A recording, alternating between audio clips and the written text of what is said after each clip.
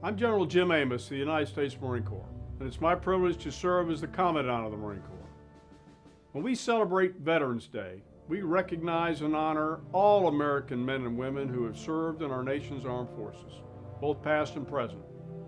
Among these group of veterans, there are some who have received special recognition for their extraordinary sacrifice.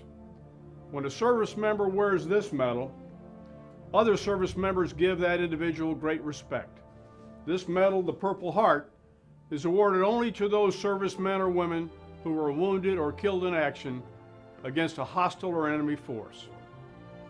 Understanding the history and meaning of the first military award, dating all the way back to our first president, is another way that we can honor and appreciate Veterans Day. As you celebrate Veterans Day this year, take time to think about the service and sacrifice of all military men and women that have served throughout the history of our great nation. All of their contributions in defense of our Constitution have resulted in the freedoms that we enjoy today.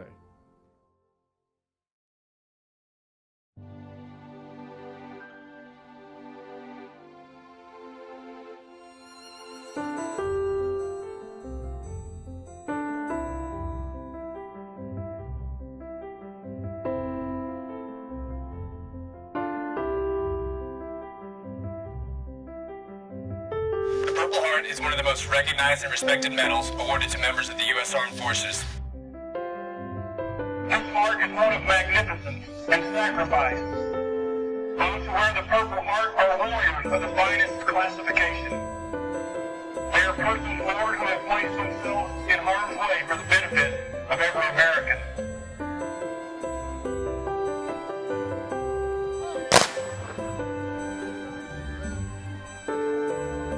They have sacrificed a part of their own life on a battlefield against an enemy who intends to harm our way of life. Lord, those who wear the Purple Heart have protected the cause of righteousness and defended the cause of the innocent.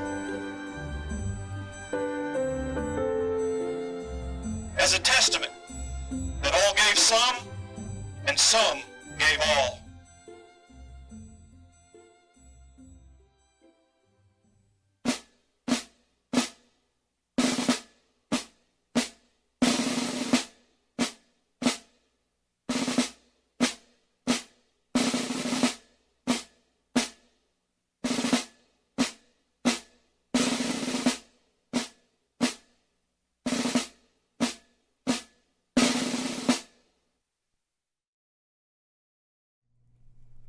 The Purple Heart is America's oldest military award. Today, it looks like this. But this is the original version, established and designed by George Washington himself in 1782. It was known then as the Badge of Military Merit. Let it be known that he who wears the military order of the Purple Heart has given of his blood in the defense of his homeland, and shall forever be revered by his fellow countrymen. George Washington, 1782. The original badge was a Purple Heart, made of silk and linen. It was given to 3 Revolutionary War soldiers, maybe more, but the records have been lost for over 200 years. The medal was revived in 1932 by General Douglas MacArthur and redesigned with Washington's portrait and his coat of arms on the front and for military merit on the back to reflect the original award. The medal is only given to those who have been wounded or killed defending the United States.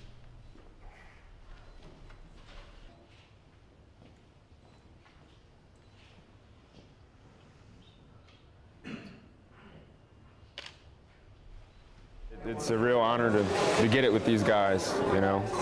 I've spent long hours with them, wanting to strangle them, wanting to love them, you know. I'm just glad we all came home safe, that's all. One of those awards that you really don't want to be awarded. I'm happy to have received it, but to get it, I don't want to ever go through that experience again.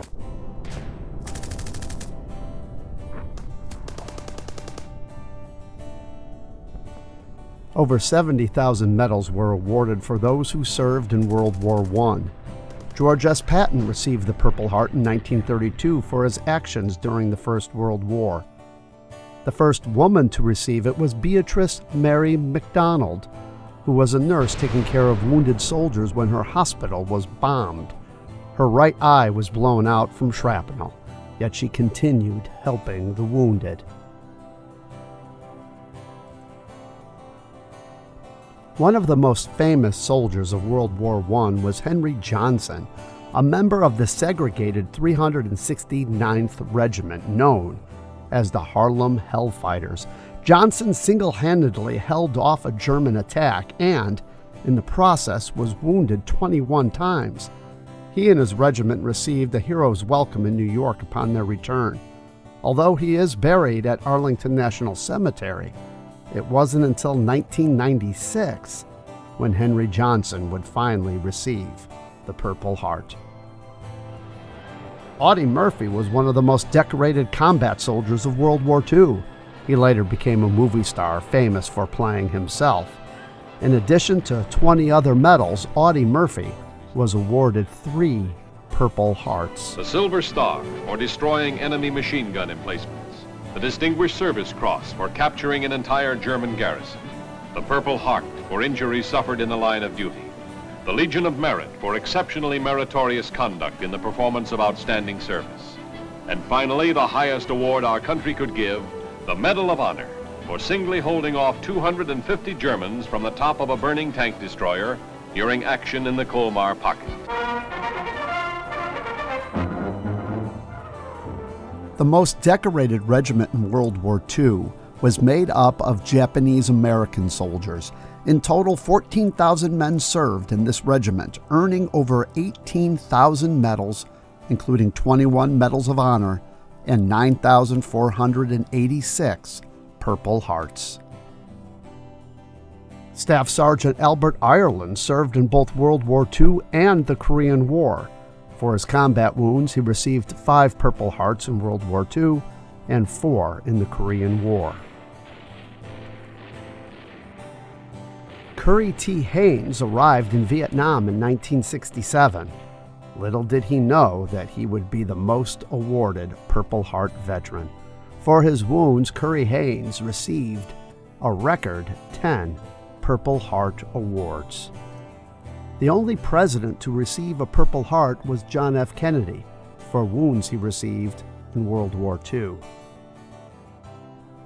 More recently, current Illinois Senator Tammy Duckworth received a Purple Heart when her Black Hawk helicopter was hit by a rocket grenade in Iraq in 2004. She lost both of her legs.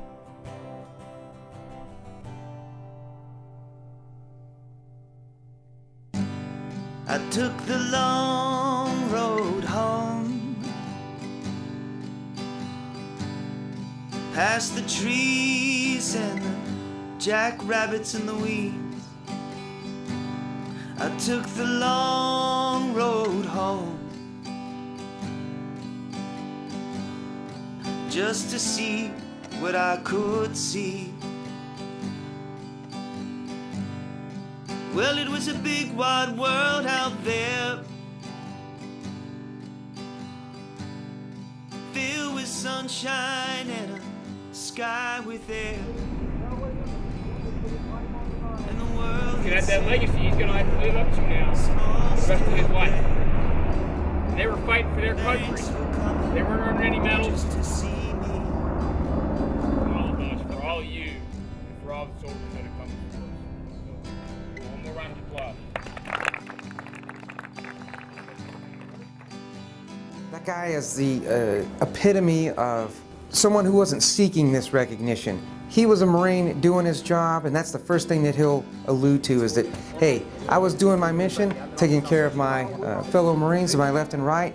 We had a job to do. We continued to press even after the ID explosion. I took the long road home, by the toads in the grass, while the lightning bugs last. I took the long road home, just to see what I could see. Well, it was a big wide world out there, filled with sunshine and a sky with air. And the world, it said, with a small still breath, thanks for coming just to see me.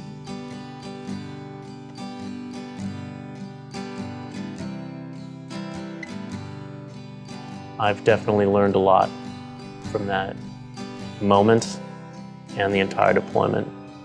It's helped me certainly to accept my own mortality and come to appreciate everything that we take for granted every day.